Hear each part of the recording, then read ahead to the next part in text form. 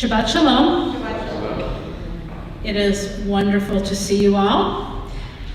And we are, it looks like we have Fred and Terry are not here. And Kathy and Grady. They're what? They're not here. Right. So we need we need a candle lighter.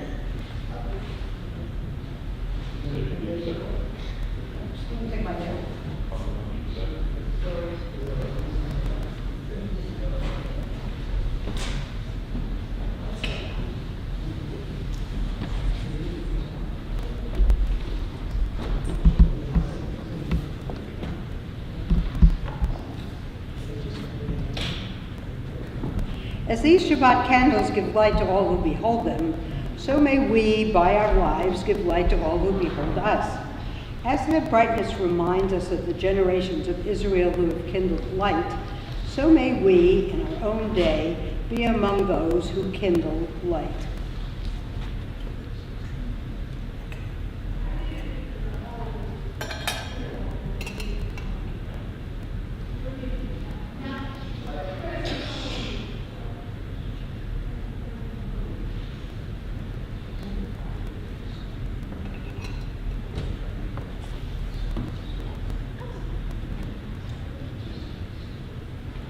Baruch atah Adonai, Eloheinu melech haolam, asher kitshanu b'mitzvotav, v'tzivanu lehadlik ner shel Shabbat.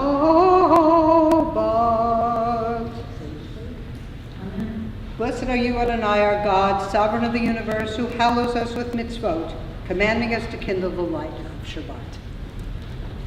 Together at the bottom, help me perfect my ways of loving and caring. We're on page 3. Inspire me to make myself whole so that I may honor your name and create a world of justice and peace. We continue now on page 6 at the top.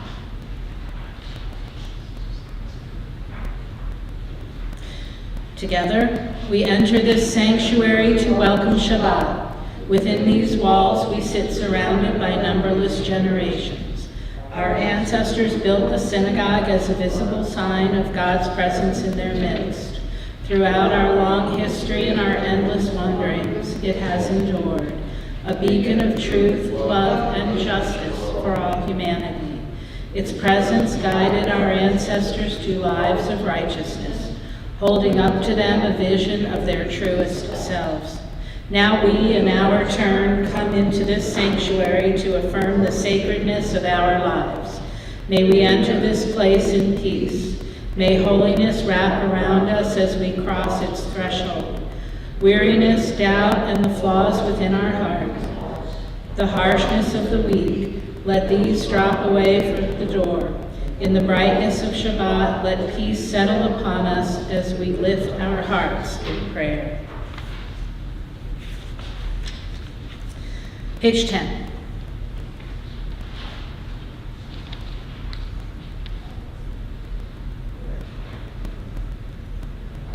Hine ma tovu manayim, shevet achim gam yachad. Hine ma tovu manayim, shevet achim gam yachad. Hine ma tov, shevet achim gam yachad. Hine ma tov, shevet achim gam yachad. Hine ma tovu manayim, shevet achim gam yachad. Hine ma tovu manayim, shevet achim gam yachad. Hine ma tovu manayim, shevet achim gam yachad. Hine ma tovu manayim, shevet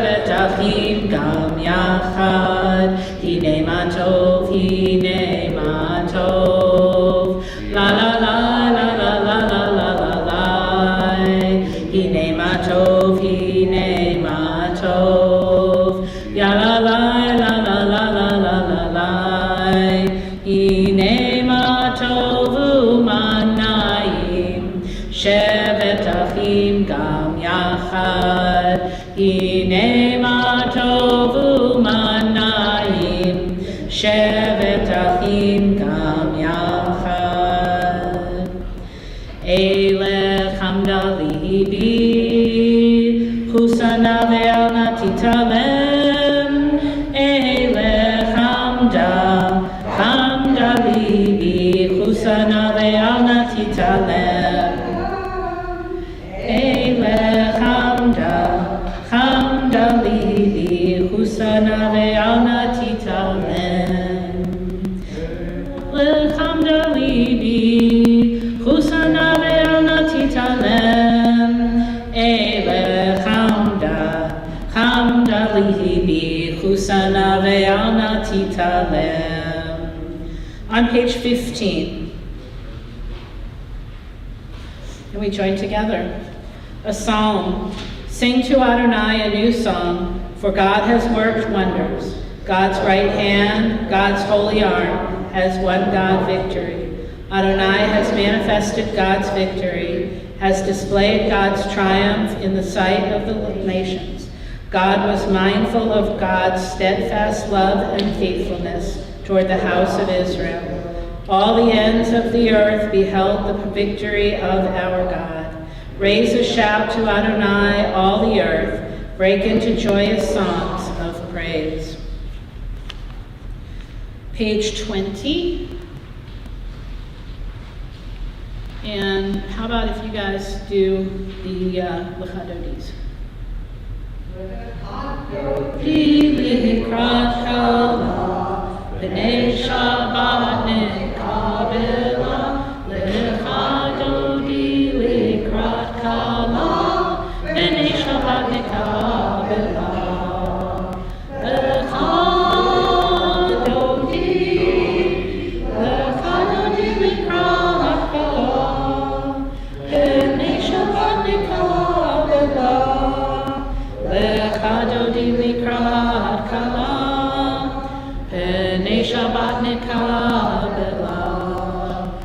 Amor v'zachor b'di'or echad, Ishmi'anu el hamichad, Adonai echad u'shemo echad, L'shem u'karim v'tehillah. L'chadodi Likrat Kala, B'nei Shabbat Nekabela, L'chadodi Likrat Kala, B'nei Shabbat Nekabela. Likrat Shabbat le'levunecha, ki imecho ha'aracha, Ne'erosh mikedem me'sucha,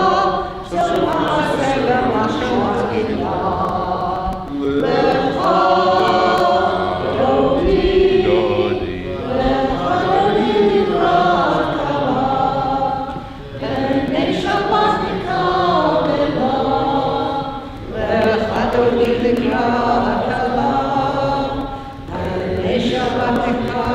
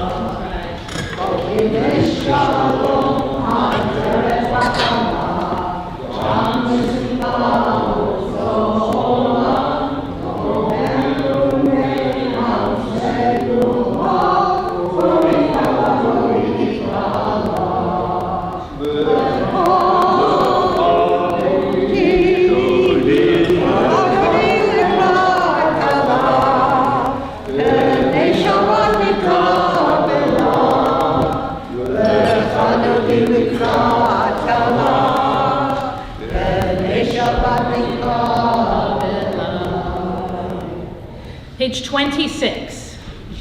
26.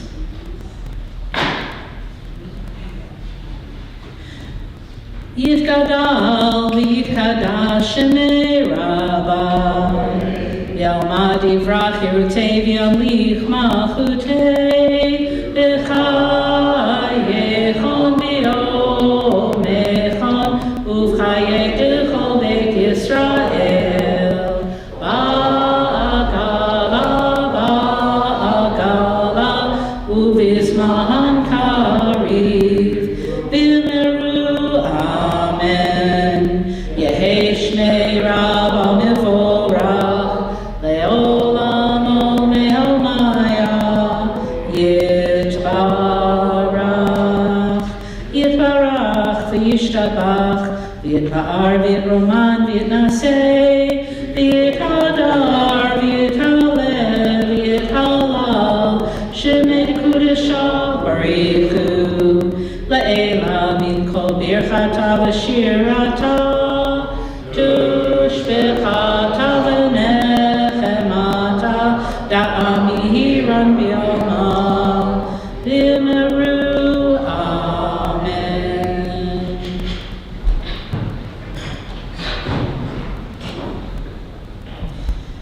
La la la la la la la la la la la la la la la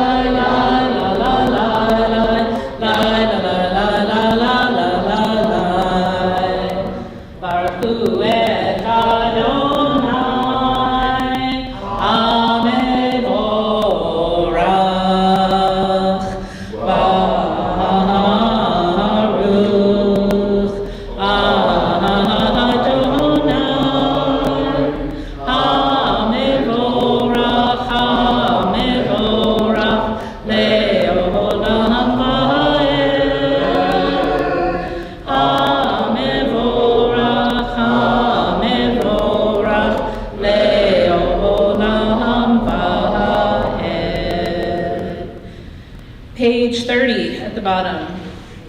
Together, blessed are you, Adonai, our God, ruler of the universe, who speaks the evening into being, skillfully opens the gates, thoughtfully alters the time and changes the season, and arranges the stars in their heavenly courses according to plan. You are creator of day and night, rolling light away from darkness and darkness from light, transforming day into night and distinguishing one from the other. Adonai Tsevaot is your name. Ever-living God, may you reign continually over us into eternity. Blessed are you, Adonai, who brings on evening. Baruch atah Adonai, ma'ariv, aravi. On 32.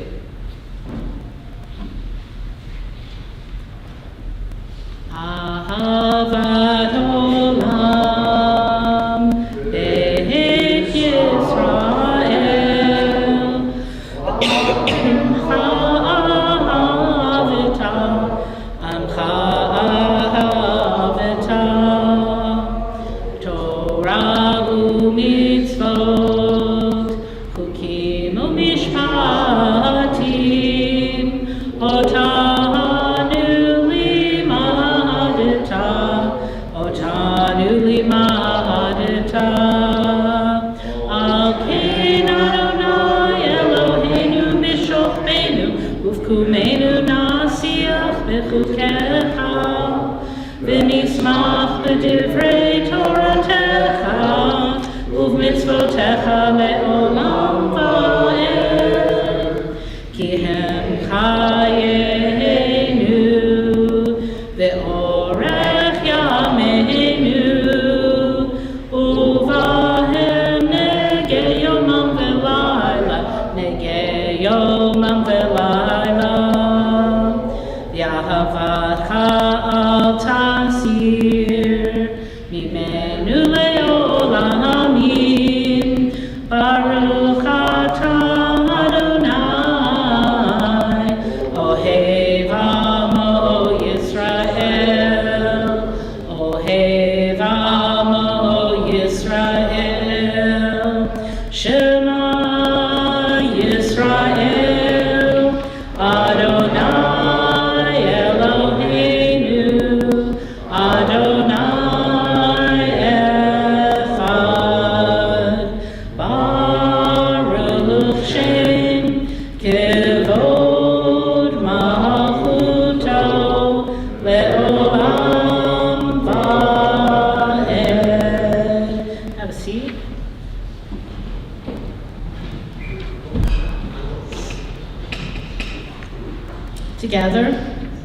You shall love Adonai your God with all your heart, with all your soul, and with all your might.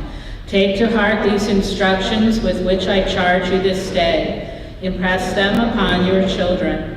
Recite them when you stay at home and when you are away, when you lie down and when you get up. Bind them as a sign on your hand and let them serve as a symbol on your forehead. Inscribe them on the doorposts of your house and on your gates. Thus you shall remember to observe all my commandments and to be holy to your God. I am Adonai your God, who brought you out of the land of Egypt to be your God. I am Adonai your God.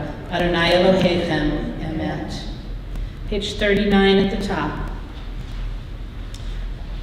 Standing on the parted shores of history, we still believe what we were taught before ever we stood at Sinai's foot. That wherever we go, it is eternally Egypt, that there is a better place, a promised land, that the winding way to that promise passes through the wilderness, that there is no way to get from here to there except by joining hands and marching together. We turn to Bichamocha, page 40. Do we have a Bichamocha leader?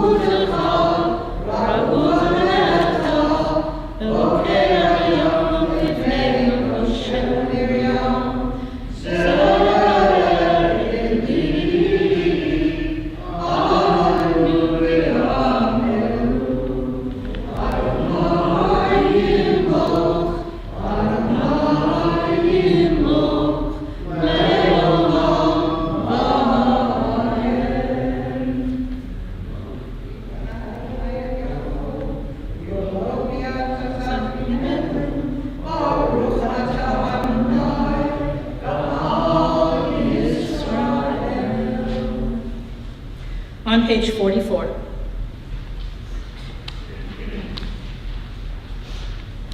Vishamru v'nei Yisrael et ha-Shabbat la'asot et ha-Shabbat lidorotam berit olam. Vishamru v'nei Yisrael et ha-Shabbat la'asot et ha-Shabbat lidorotam berit olam. Beini uvein b'nei Yisrael od hi le'olam, od hi le'olam. B'nei Yisrael et ha-Shabbat la'asot et ha-Shabbat lidorotam berit olam. Asar Adonai et hashamayim v'et ha'aretz v'shamru v'nei Yisrael et ha-Shabbat la'asot et ha-Shabbat lidorotam berit olam. V'bayom hashvi'i Shabbat v'nafesh, Shabbat v'nafesh, Shabbat v'nafesh, v'shamru v'nei Yisrael et ha-Shabbat la'asot et ha-Shabbat lidorotam berit olam. Page 46. Please rise.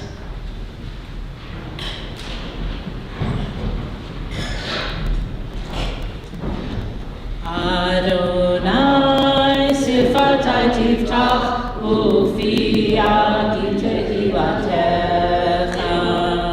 Adonai, open up my lips that my mouth may may declare your praise. Baruch atah Adonai, Eloheinu, Elohei Avotenu v'Imotenu, Elohei Avraham, Elohei Yitzchak, Elohei Yaakov, Elohei Sarah, Elohei Rivka, Elohei Rachel, Elohei Leah, Ha'el Hagadol, Hagibor v'Hanora, El Elyon, Gomel Chasadim Tovim, Konei Hakol, V'Zocher Chasdei Avot v'Imahot, Umevi Gidulot Livnei Bneihem, L'man Shmuel v'Yahova, Melech Ozer u'Moshiach u'Magen, Baruch atah Adonai, Magen Avraham ve'Ezrat Sarah. Page 50. Atah Gibor le'olam Adonai, Mechayeh ha'kol atah Rav le'Hoshia.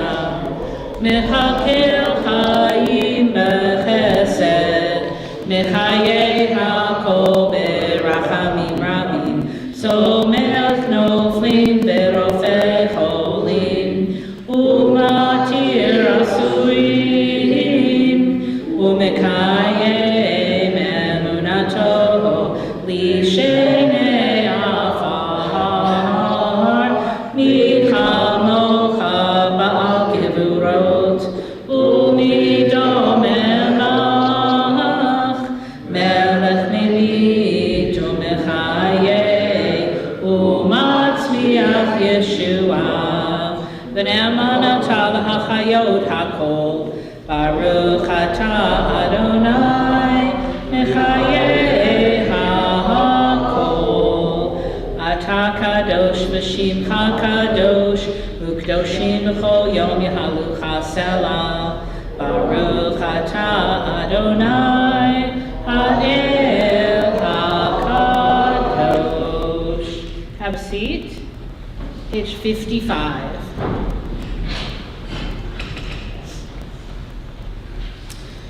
May these hours of rest and renewal open our hearts to joy and our minds to truth. May all who struggle find rest on this day. May all who suffer find solace. May all who hurt find healing on this day. May all who despair find purpose. May all who hunger find fulfillment on this day, and may this day fulfill its promise. Baruch atah Adonai, Mekadesh HaShabbat. Page 57. Ever-present one, together, may we, your people Israel, be worthy in our deeds and our prayer.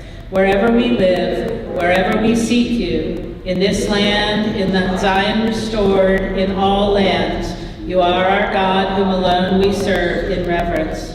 Baruch atah Adonai, sha'otcha levadcha v'yirah na'avod. On page 59.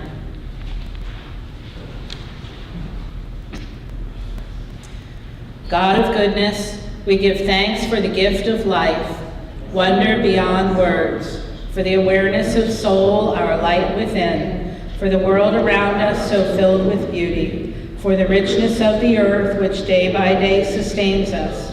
For all these and more we offer thanks.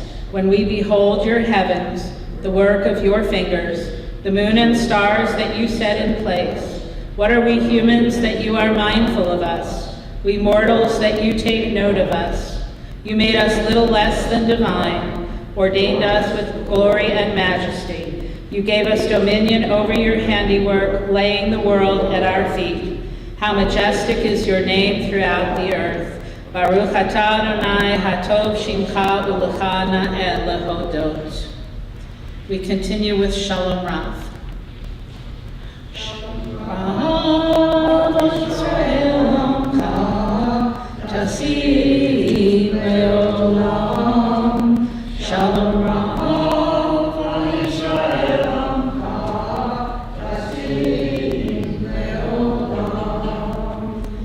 Ki atahu melech Adon, el kol hashalom.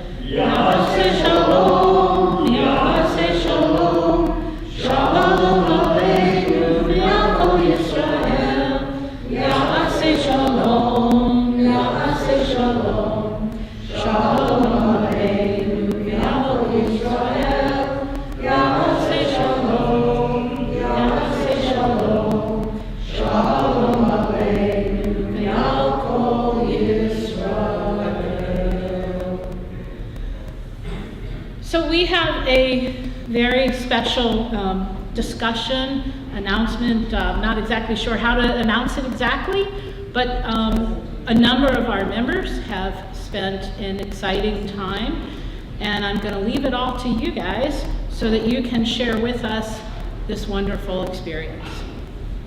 So come on up if you were here for that event.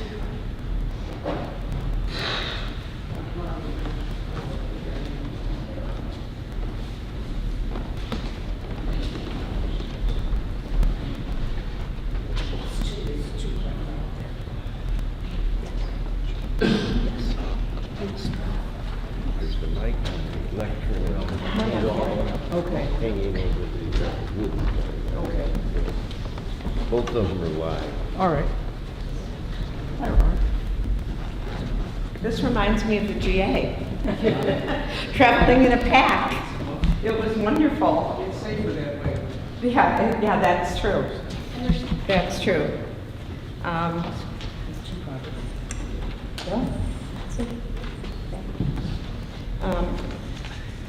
I'd like to start by thanking Rabbi Goldstein for asking us to talk about the GA this evening. The GA, or the General Assembly, is the gathering of 161 Jewish federations of North America.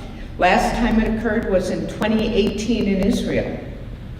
The following year, the General Assembly became what was called FedLab, and it was a very limited meeting. And it was limited to presidents. For our small federations, it was limited to the president and to the executive director, and focused only on 4 areas of interest. This year's GA was also limited in number. It was 1,200 people attending rather than the usual 3,000 plus, and I think we can see that COVID was probably part of that reason. It was at the first GA that I saw the power of the collective to mobilize Federation resources in time of disaster, then Hurricane Sandy, and today, the Ukraine. Jewish thought leaders, community and Federation leaders, volunteers and volunteers, such as our volunteers, Joe Gahn, who spoke at the GA, who we all know and is a celebrity here.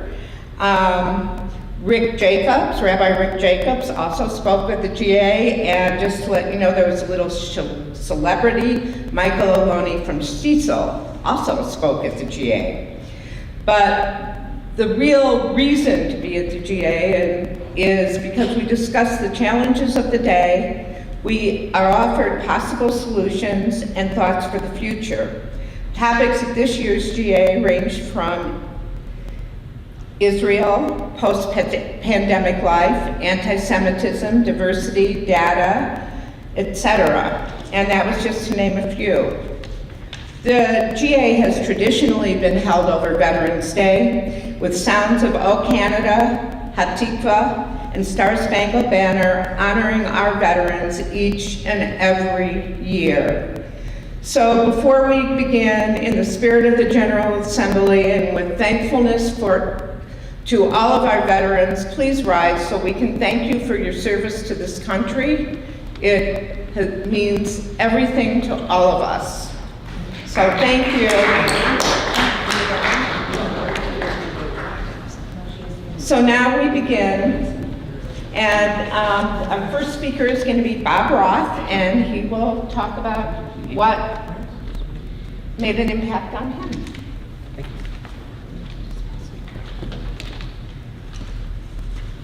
The conference consisted of a number of forums, discussions that were mediated by a panel, and it was followed by a question and answer period. And one of the ones that I found the most interesting that I'll talk a little bit about is the ones dealing with the Abraham Accords and the impact that the Accords have had on the not only the members of the Accords, Israel, the United Arab Emirates, Bahrain, and Morocco as a key partner, but the region in general.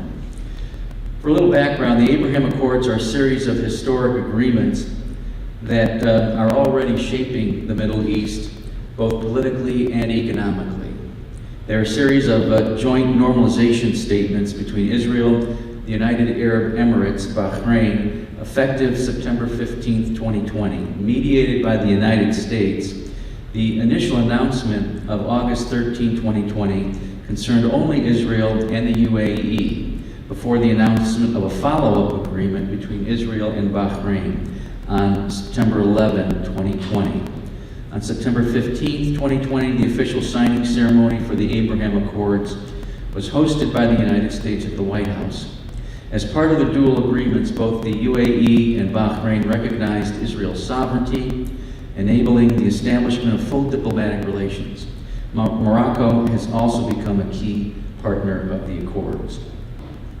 The Accords have also opened new opportunities to ensure regional security, particularly in the shadow of the Iranian nuclear threat. The session provided insights on the Accords from multiple perspectives and suggested how our own North American Jewish communities could contribute to this space. Speakers included His Excellency Fahad Al-Gargawi, the Chief Executive Officer of the Dubai Investment Development Agency, Ambassador Marcy Grossman, non-resident Senior Fellow, Atlantic Council's Rafik Hariri Center and Middle East Programs and former Canadian Ambassador to the UAE, Yinan Cohen, Consul General of Israel for the Midwest, Ambassador Daniel Shapiro, Ambassador and Distinguished Fellow, Atlantic Council's Middle East Program and former U.S. Ambassador to Israel, and Jeffrey Schoenfeld, partner Brown Brothers Harriman. The forum discussed the impact of the Accords on the member nations and the region generally. Mr. Gargawi emphasized how important the UAE's culture of promoting diversity and tolerance has been to the economic progress the Accords have ushered in. Mr. Schoenfeld mentioned that the UAE is the only country he knows that has a minister of tolerance. Consul General Cohen discussed how, prior to the Accords, Israel and Egypt had a cold peace, but that clandestine diplomatic missions between Israel, Egypt, and the Gulf states had been taking place for some time. As Ambassador Shapiro said, the JCPOA, the Iran nuclear agreement, may have been a factor in pushing Israel and the Gulf states together, but the main obstacle to the ultimate culmination in the agreement was Israel's intention to annex portions of the West Bank. So the United States mediated between the parties, convinced Israel to drop the idea of annexation, and the Accords were signed in September of 2020.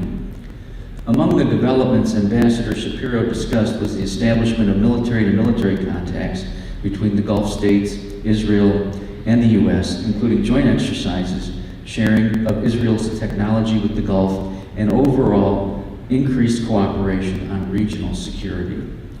The forum discussed how the Accords had an impact in religious terms. Since the Accords, public Jewish religious practice in the UAE has greatly increased, beginning with the Villa, a dining room converted into a synagogue, representing an important step forward in Jews and the practice of Judaism in the UAE. In addition, the Abrahamic House was established in Abu Dhabi, a mosque, synagogue, and a church connected to a multi-faith center to promote more interfaith understanding and tolerance throughout the region.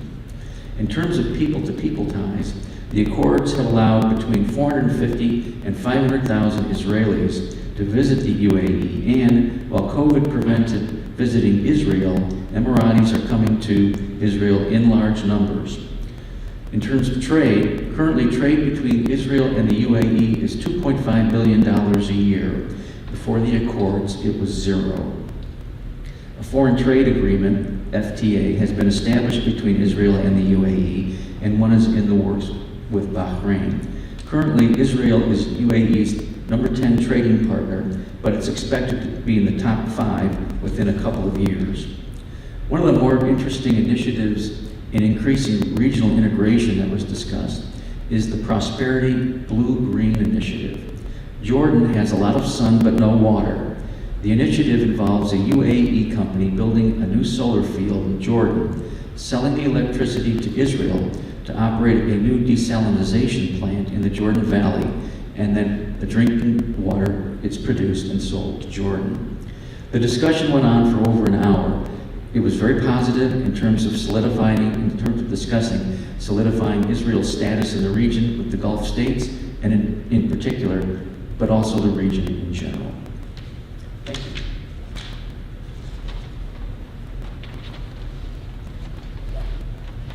I'm going to talk about a panel discussion that I attended on the issue of diversity of thought and how to have better conversations across the divide of ideas.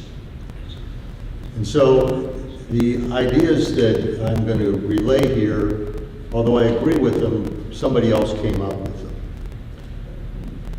One of the interesting things that they pointed out, which I had really never thought about, is that the United States is the only non-homogeneous democracy in the world.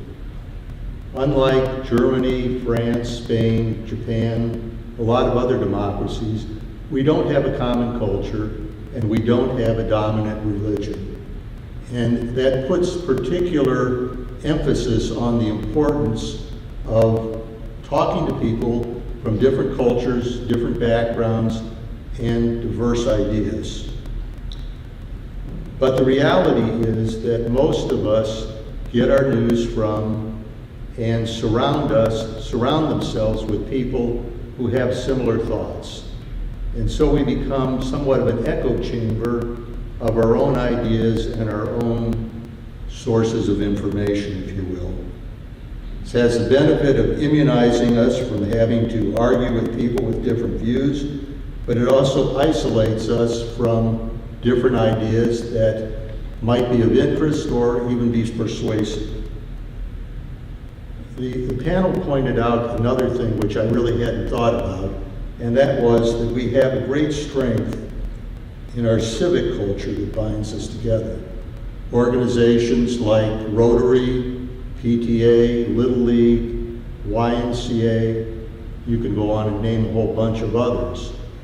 But the commonality of these things, these organizations, is none of them asks us who we voted for in the last election or our position on abortion in order to become a member of it. And that's one of the strengths that I think is possible to build on.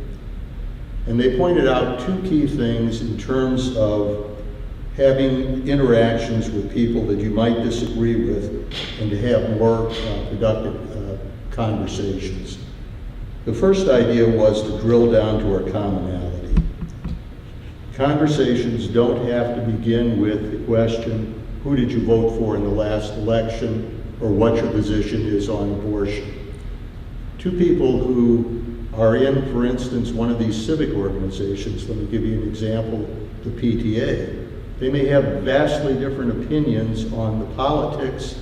They may have vastly different opinions on culture war issues, but they may have commonality on the issue of supporting public education.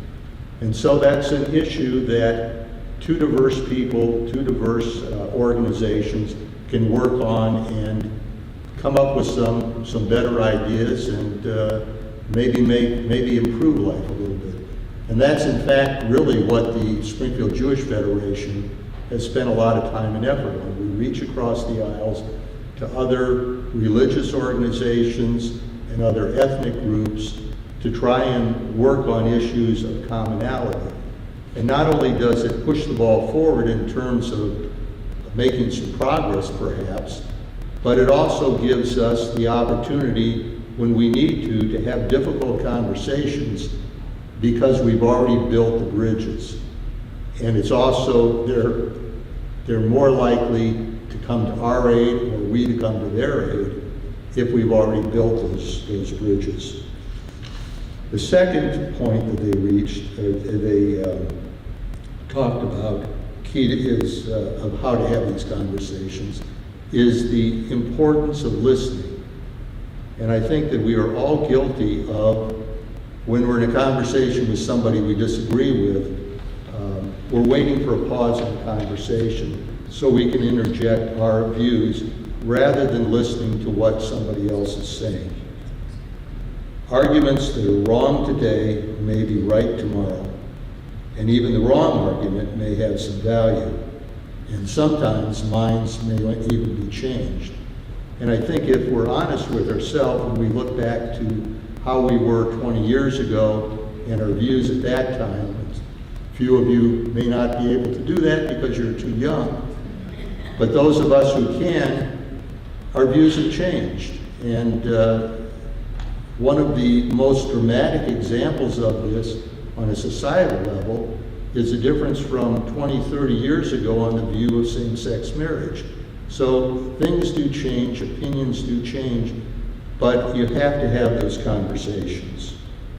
And the final point they made was that regardless of our efforts to reach across the lines of people we disagree with us, all of us have a red line. All of us have things that are so important to us that we're not going to be able to have a meaningful discussion with a group or an individual who we disagree with. One of our personal lines may be Holocaust denial or support of slavery. But they also pointed out that we have to examine how many red lines we have.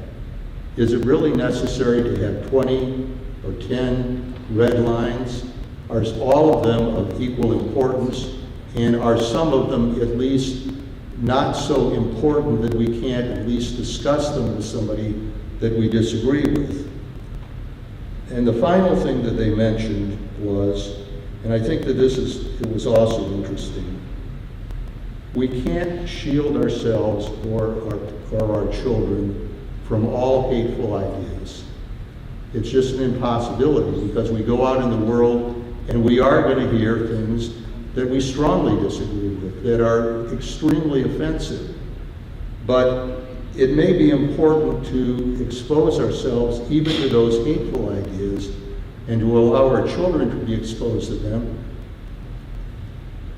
because it immunizes us and gives us resilience and the ability to defend what we believe.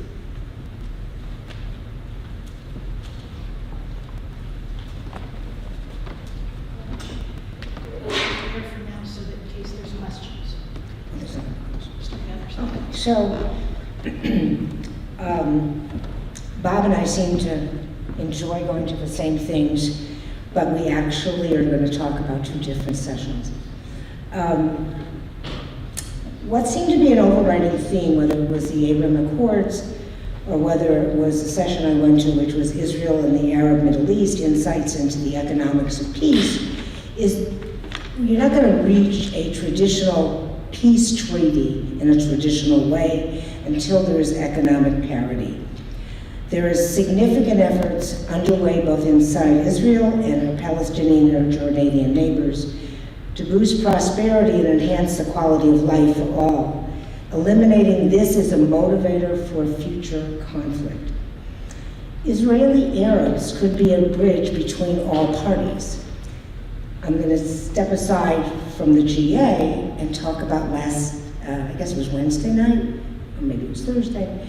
Anyway, if you did not have the opportunity to join with the rest of the community at the Abraham Lincoln Presidential Library, where we hosted 8 women, 4 Israeli Jewish women and 4 Israeli Arab women that live in the Western Galilee. That is our partnership community with the Jewish Federation here. You would see this in living action. You could see the women, they are having dialogue. They are beginning to have discussions about real issues and how to bridge that. And maybe it is women that will be able to help bridge the Palestinian issues. Back to the economy. That Palestinian economy is an isolated one.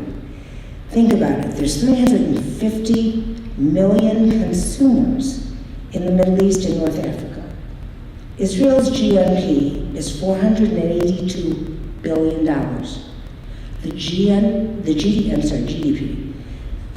The GDP in Palestine is is 18 billion. Israeli unemployment is 4%. It's 24% in Palestine. Palestinians are highly educated people. Most of them are college educated, but 64% of the unemployment in Palestine is college grads, and they find that they leave to go to other countries. We have the opportunity to hear from a venture capitalist and social entrepreneur in Israel. His name is Yadin Kaufman. He has helped to create a Palestinian ecosystem financing partnerships between Palestinian tech companies and companies in the United States and Israel. The goal is to build Palestinian entrepreneurs via an internship program for Palestinians where they will learn skills that they will use to create new startups, mentorship programs, and using venture capitalists to create companies that benefit the Palestinian economy. One of the outgrowths of working together has been a significant impact on attitudes towards each other and creating bridges. I don't think most people realize that Nita Lowey, who is very involved in Middle East politics, who was a congressman from New York, on her way out, shall we say, created the Middle East Partnership for Peace Act, which is there to promote people-to-people peace building between Israelis and Palestinians in health and technology sectors. $250 million over 15 years will go to East Jerusalem hospitals to help build that people-to-people. The difference between these initiatives and government treaties is that by creating people-to-people initiatives, you create real change between people.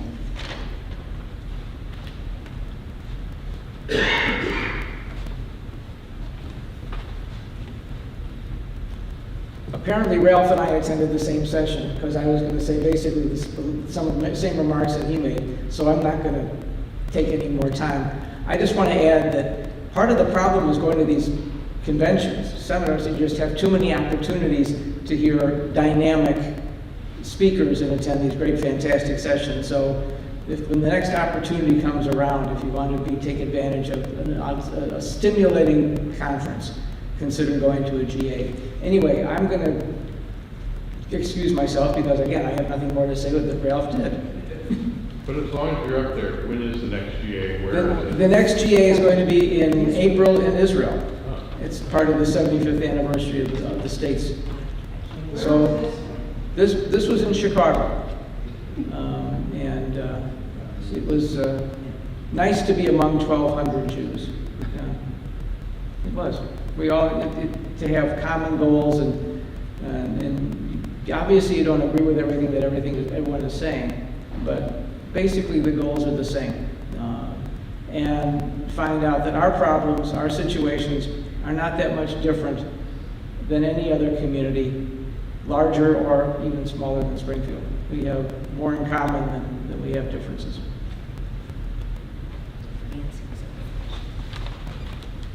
Any other questions about the GA? I will say, and we'll be sending it out. Many of the sessions are online, so if you were interested, you'll be able to see them. And in my closing remarks, again, thank you, Rabbi Goldstein, and I will reiterate that the GA next year is in Jerusalem. It's celebrating the 75th anniversary of Israel.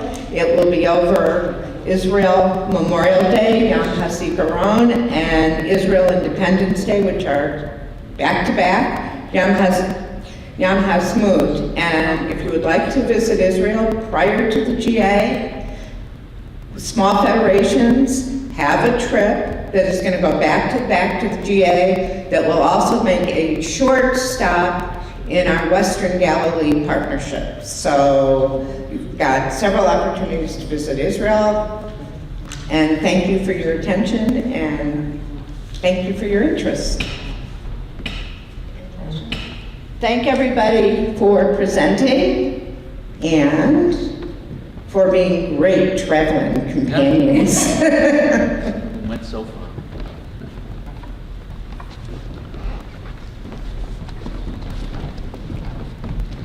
careful. Okay. I'm good. Don't miss a step, would you please?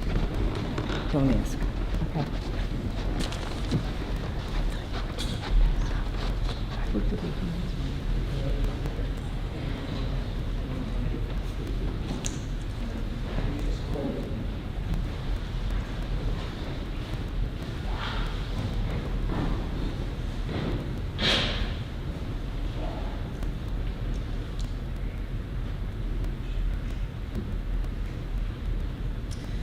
On page 253, we will continue.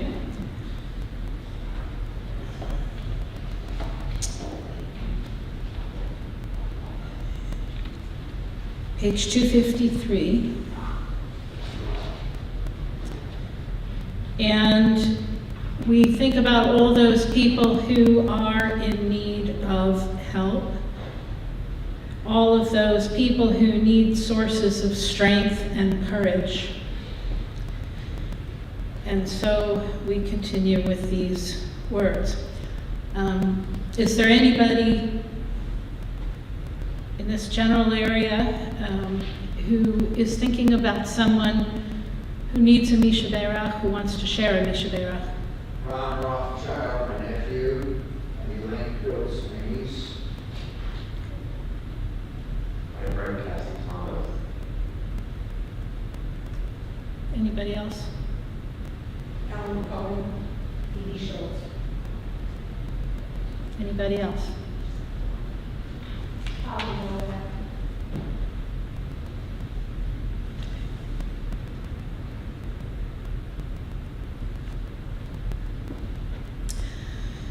So we join together for the Misha Berach, hoping that all of those in need of healing will find that sense of wholeness and well-being. And we join together. Misha Berach Avotenu Mikor HaBracha Leimotenu.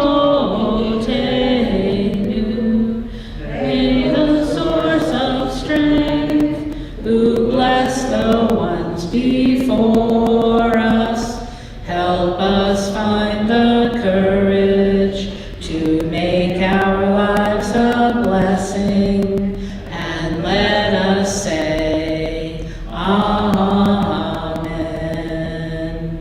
Misha Berach Imotenu Mekor HaBracha Le'avotenu. Bless those in need of healing with refuah shlema, the renewal of body, the renewal of spirit, and let us say, Amen.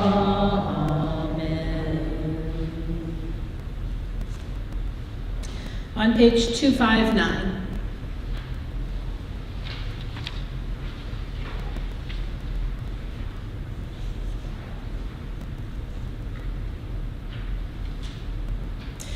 Together, pray for the peace of Jerusalem. May those who love you prosper.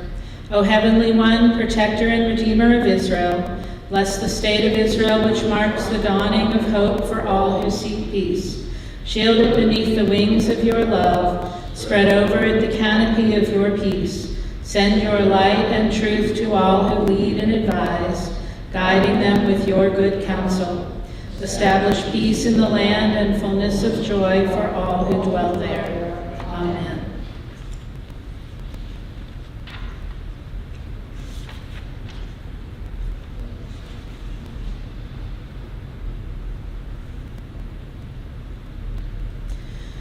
Page 282.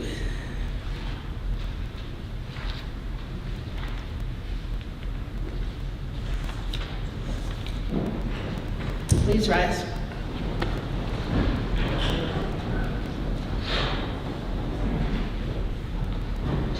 Aleinu l'shabeach ha'adonai.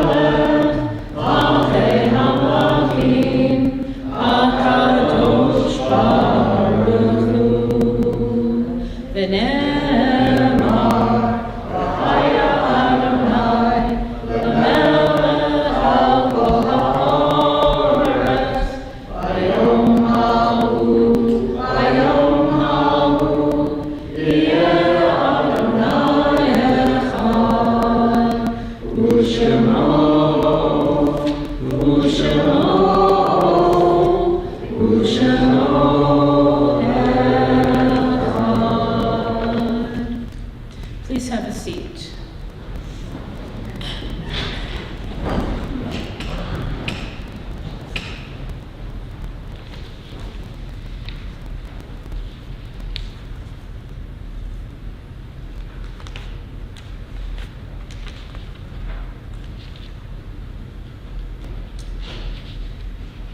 We just 2 days ago experienced what happened with the Nazis on November 9th, 1938. And so we take a few moments to think about what has happened in that time period and how we respond. On November 9th and 10th, 1938, the Nazis unleashed a terrible, terrible attack of pogroms against the Jews in Germany. They called it Kristallnacht, the night of the broken glass. It was called so because of the littered streets, the vandalism, the synagogues, the Jewish-owned businesses, the homes, and the more than 1,000 buildings that were burned. Broken glass was long shimmering in the streets. Kristallnacht, the night of broken glass, had begun. The destruction of European Jewry was terrifying. Kristallnacht, as you know, refers to the organized anti-Jewish riots in Germany and Austria between the 9th and the 10th, and that, of course, being 1938. Nazi anti-Semitic policy began with the systematic, legal, economic, and social disenfranchisement of the Jews.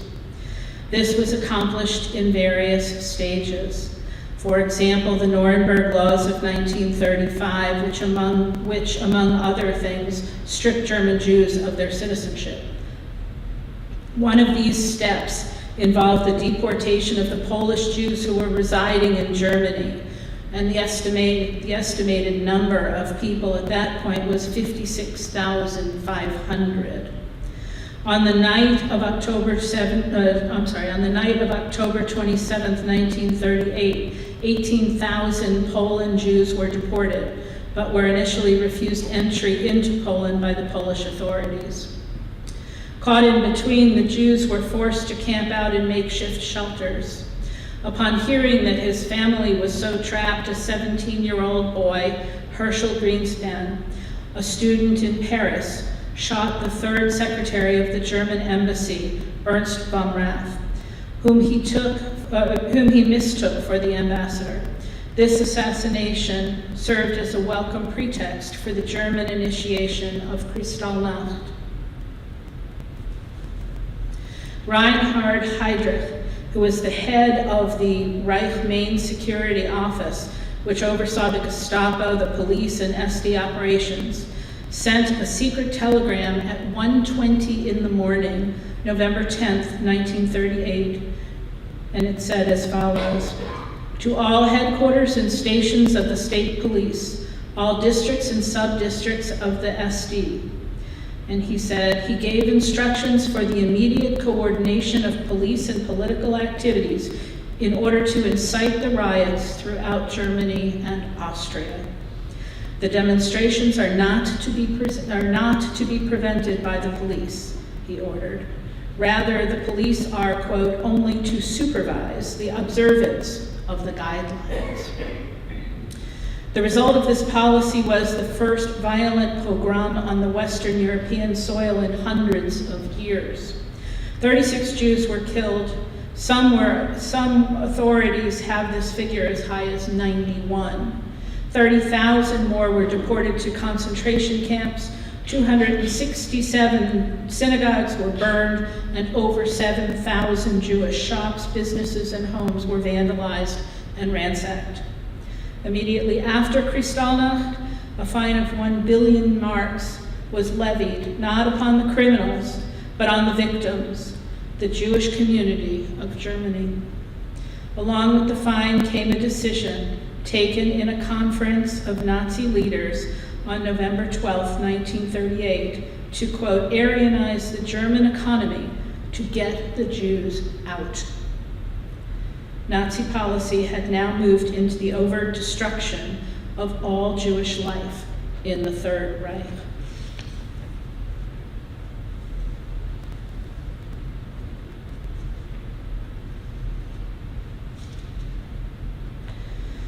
Kristallnacht was more than the shattering of the windows and illusions. It portended the physical destruction of European Jewry, and as such, it is a warning to all of us that we must observe this memorial year after year. The universe whispers. It whispers that all things are intertwined. Yet at times we hear the loud cry of discord. To which voice will we listen? Although we long for harmony, we cannot close our ears to the rasp of hate, the noise of war, and the sound of shattering lives broken by senseless oppression. The intelligent heart does not deny reality. We must not forget the grief of yesterday, nor ignore the pain of today. But yesterday is past. It cannot tell us what tomorrow will bring. If goodness lies at the heart of life, then its power, like the power of evil, is real. But if we choose rightly and often enough, we will restore the broken fragments of our shattered world to oneness. Today, this year, this space, all of these years later, anti-Semitism is spreading again throughout Europe, and it's spreading again and again, and each of us have to make a choice of what we will do and how we will, in some fashion, make it happen, and happen better, and happen again for all of us to take the sense of wholeness and reach out and try to do everything that we can in order to figure out how we make it better. What little bits and pieces can we do to make it better now and for always? On page 293.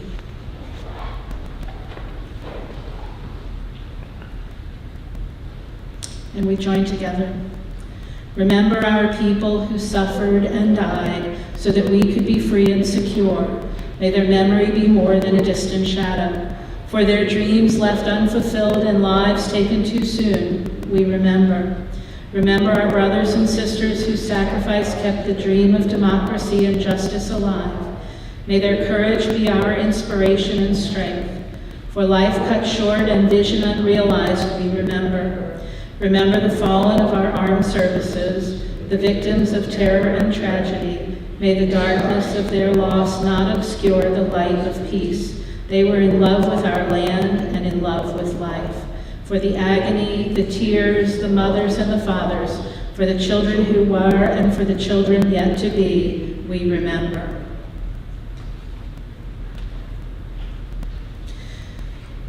Our thoughts turn to those who have departed this earth, our own loved ones, those whom our friends and neighbors have lost, the martyrs of our people whose graves are unmarked, and those of every race and nation whose lives have been a blessing to humanity. As we remember them, we meditate on the meaning of love and loss, of life and of death.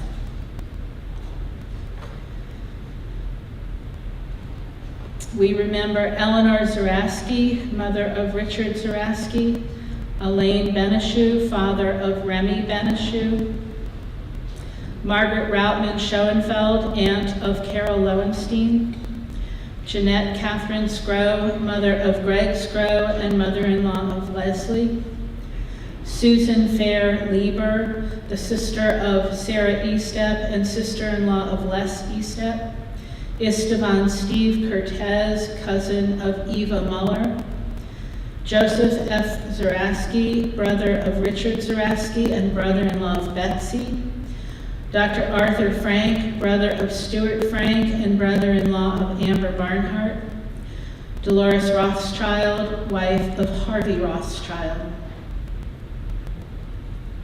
Mark Kessler, brother of Gary Kessler, Faye Vivian Tenenhouse, mother of Joel Tenenhouse, Larry Berland, brother of Arlene Berwin, Barry Roth, brother of Bob Roth, Pearl Beller Davis, mother of Terry Benson and mother-in-law of Fred Benson, Lindsay Michelle Lippa, niece of Sherry Worker, Keith Kelly, husband of Rona Kelly.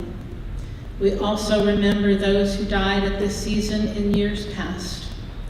Pearl C. Bamberger, Eugene S. Barinholtz, Lindsay Brashier, Miriam Bergheim, Larry W. Gold, Shirley Gordon, Marcus Heisler, Joseph Katz, Jerome S. Lewis, Saul Meyerstein, Alan David Pick, Warren Rubnitz, Abraham Seidler, Ben Shee, Harry Stern, Milton S. Sussman. Are there any other names? Please rise. Page 294. Yitgadal v'yitkadash Shemei Rabbah, v'yalma divrach Yerutei v'yamlich malchutei, v'chayechon v'yomechon, uv'chayei dechol Beit Yisrael, v'agalah v'zman kari v'yamru, Amen. Yehei Shemei Rabbah mevorach le'olam ameh omayah. Yitbarach v'yishtabach v'yitpa'ar v'yitroman v'yitnaseh v'yithadar v'yithalel v'yithalal shemei kudashah barechu le'ela min kol birchata v'shirata tushbechata v'nechamata da'amiran v'alma v'yamru Amen.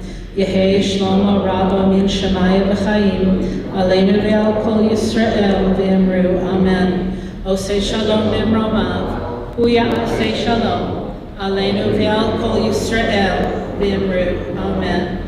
May the one who creates harmony on high bring peace to us and to all Israel, and let us all say, Amen. Amen. Please be seated. Except for those of you who are veterans, and those of you who are veterans, we would like you to come up forward and join with us.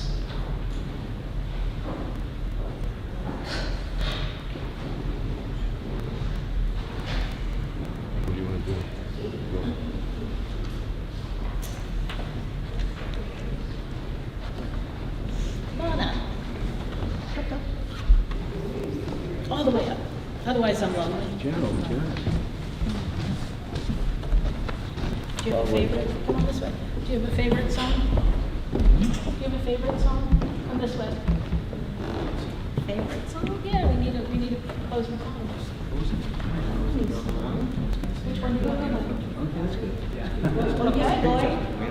Which is one of you like this? I'm guessing it's 377. Page 377. Page 377. Yeah, 377. Okay, almost there. Oh, beautiful for spacious skies, for amber waves of rain, for purple mountains' majesty above the fruited plain.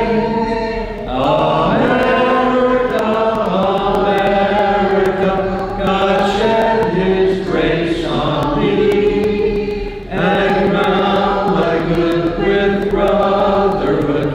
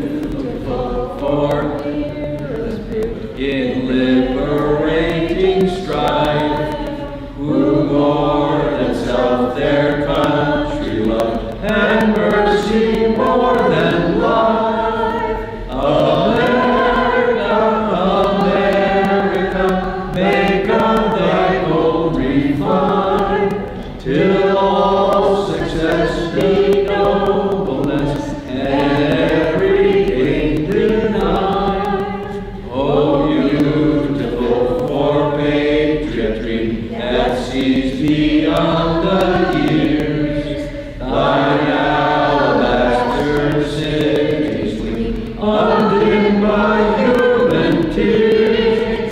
America, America, God shed His grace on thee, and crown thy good with brotherhood from sea to shining sea. And with great, really wonderful feelings of how much you are here and how you have changed the world and how special it is, we all thank you for all of this.